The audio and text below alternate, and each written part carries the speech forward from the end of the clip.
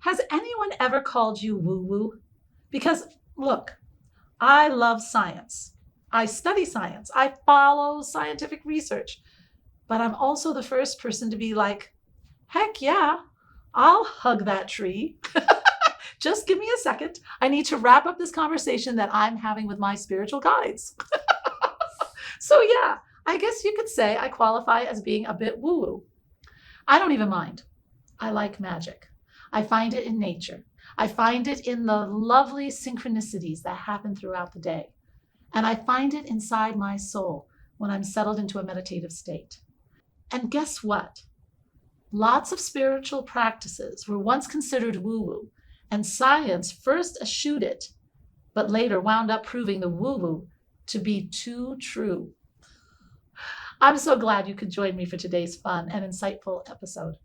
I've got a nice cup of tea here, and so if you have a nice beverage nearby to enjoy, I hope you'll pick it up, kick back, and let yourself relax for the next few minutes with me while we explore 5 spiritual woo-woo practices that have been proven to have real scientific merit. So for those of you not familiar, woo-woo is the belittling term that's been given to people and ideas that are considered a little out there or like airy-fairy or hippy-dippy. And woo-woo practices are usually considered to be unfounded or unscientific, but that's not always the case. Some examples of these woo-woo hippy-dippy practices are now mainstream and widely accepted as scientifically beneficial. Things like meditation, yoga, acupuncture, acupressure, reflexology. So we aren't going to talk about those today because I want to surprise you with some more obscure ones that you may not know about. I just love when spirituality and science come together to bring us new and exciting ways to be healthy and happy. It happens more often than people think or hear about from the media.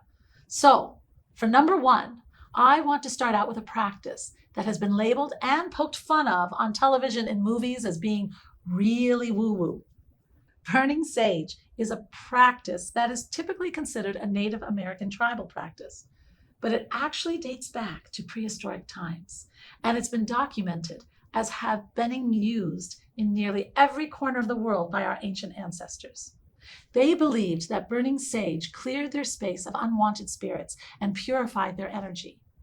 Now, it's not just the regular old sage you'd find in the store or spice rack, or your herb garden. The type of sage that is said to have these spiritual, or if you will, magical properties is specifically white sage.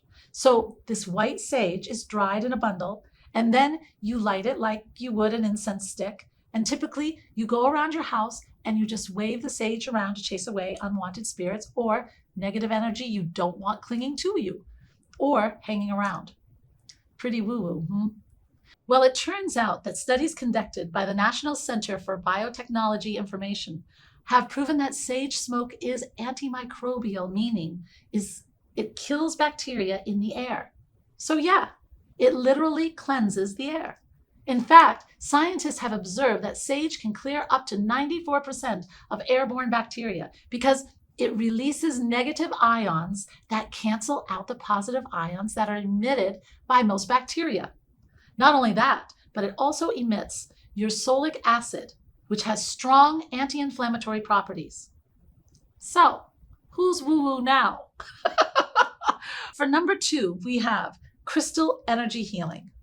For centuries, people have been drawn to crystals, not just because they are beautiful, but also because of a long-held belief that crystals have the ability to help them connect with a higher power, provide protection, help their bodies heal from illness, and also, similar to sage, that crystals can absorb and cleanse negative energy.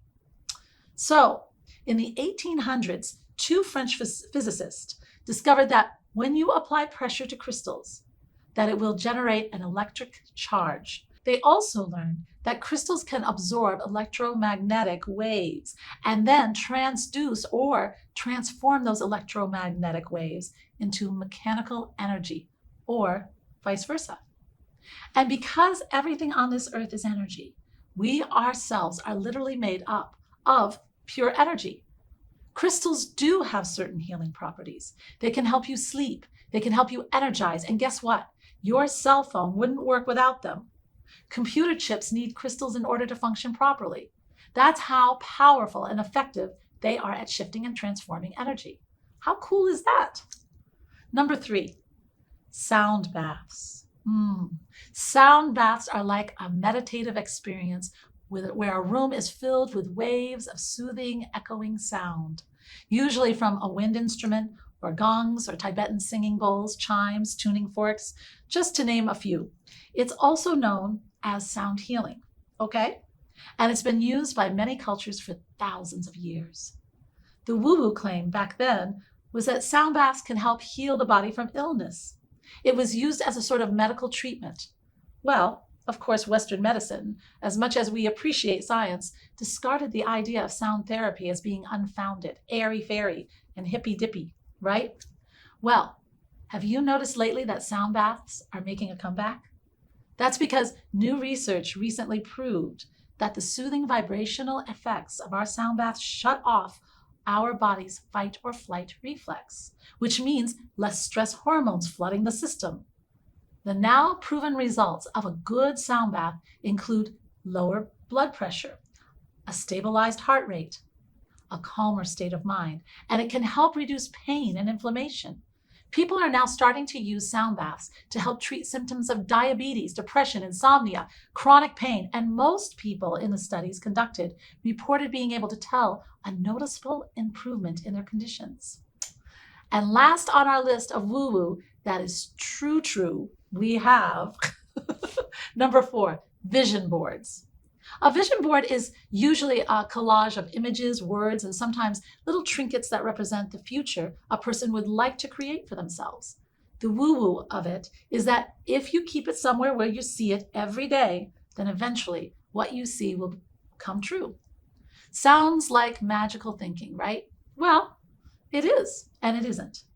You see, there's this little scientific principle known as the law of attraction at work when we create a vision board. And whether we believe it or not, visualization works. Actually, Olympic athletes have been using it for decades, even before Psychology Today reported that the brain patterns activated when a weightlifter lifts heavy weights are identical to the brain patterns activated when the lifter just imagines lifting the weights. Isn't that amazing? The key to really getting yourself a powerful vision board is to focus it on how you want to feel and not just on the stuff you want, because it's that emotional energy that activates the law of attraction and causes the universe to align your paths with the emotions you are telegraphing out. So here's the takeaway that I want to share with you. Lots of woo-woo, hippy-dippy, airy-fairy spiritual practices have scientific reasons why they work, and many of them do not, but they still work anyway. Why? Well, to answer that, I think we can look again to our ancient ancestors who were gravitating naturally towards these practices without needing scientific proof. They were doing these practices because they enjoyed the results. They liked the way it made them feel. And that is what I want you to remember, my loves. We all deserve to have fun in this life. If you have a little ritual practices, magical thoughts, and feelings that make you feel good, and they aren't hurting anybody else, then they are real enough. They are calming your mind, settling your heart, bringing you joy, stopping the flow of stress hormones, and helping your mind and body align with something higher than yourself. And that's all that matters, you know? Spirit doesn't mind what path we take or methods we choose to get to our place of inner peace. So when I hear woo-woo, I think woo-hoo. Be you. Just be yourself. And find love, peace, and joy in whatever ways work for you. Thank you so much for joining me today. I loved sharing this with you. And if you loved it too, let me know by liking this episode and subscribe to my channel so we can do this all again. I release new videos every Tuesday and Thursday, and I'm here for you anytime you need me. Namaste. Thanks for watching. Don't miss out on a single thing. Subscribe below. And here's something else I think you'll enjoy. Namaste.